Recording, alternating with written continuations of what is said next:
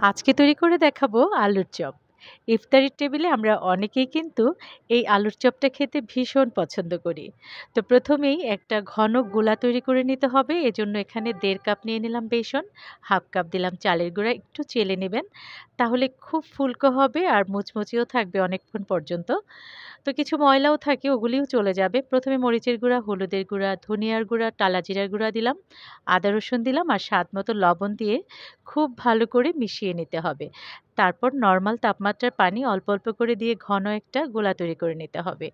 বেশি পাতলা করতে যাবেন না আর একবারে পানিটাও দিবেন না। তাহলে কিন্তু গোলাটা পারফেক্ট হবে না। এবার ঢেকে একটু রেস্টে রেখে দিচ্ছি। এখানে আমি কিছু আলু সেদ্ধ করে নিয়েছি। গরম, গরম অবস্থায় গ্লাস দিয়ে প্রথমে আমি একটু ভেঙে নিচ্ছি।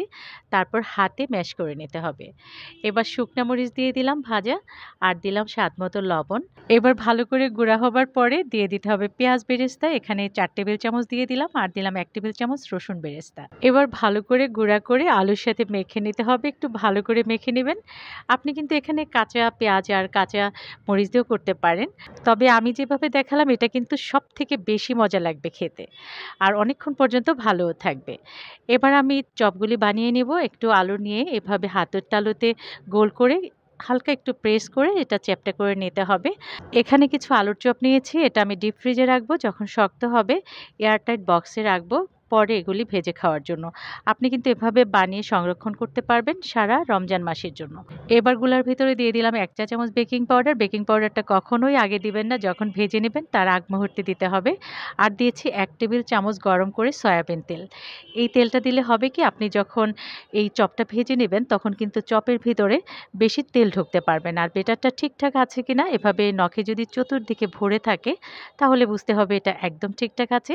আর তেলটা ঠিকঠাক গরম আছে কিনা দেখার জন্য ২ ফোঁটা বেটার উপর থেকে এভাবে দিয়ে দিবেন। যদি সাথে, সাথে ভেসে ওঠে তাহলে বুঝতে হবে তেলটা গরম একদমই ঠিক আছে। চপগুলি দেওয়ার আগে বেটারটাকে খুব ভালো করে এভাবে একটু ফেটে নিতে হবে। তারপর একটা চপ দিয়ে কাঁটা চামচ দিয়ে ঘুরিয়ে ফিরিয়ে বেটারটাকে গায়ে লাগিয়ে দিয়ে দিতে হবে তেলের ভিতরে। দেখেন আমি কিভাবে দিচ্ছি। খুবই সহজ, দারুণভাবে ফুলে উঠবে দেওয়ার সাথে, সাথে। আর খেতে তো দারুণ মজা এই আলুর চপটা। আমরা সবাই জানি, আমরা অনেকেই পছন্দ করি। ভেজে নেওয়ার সময় চুলার আঁচটা মিডিয়াম করে তারপরে ভেজে নিবেন। আর একটা সাইড যখন লালচে হয়ে যাবে তখন উল্টে পাল্টে একদম সোনালি কালার যখন হবে তখন তুলে নিতে হবে। আজ এই পর্যন্তই। যারা ইউটিউব থেকে আমার ভিডিওটি দেখছেন প্লিজ, প্লিজ, প্লিজ আমার চ্যানেলটাকে সাবস্ক্রাইব করে আমার পাশে থাকবেন, লাইক কমেন্টস করবেন। আর রেসিপিগুলো প্রিয়জনদের সাথে একটু বেশি, বেশি করে শেয়ার করবেন। আর যারা ফেসবুক থেকে দেখছেন পেজটাকে ফলো দিয়ে একটা লাইক দিয়ে দিবেন। আল্লাহ হাফেজ।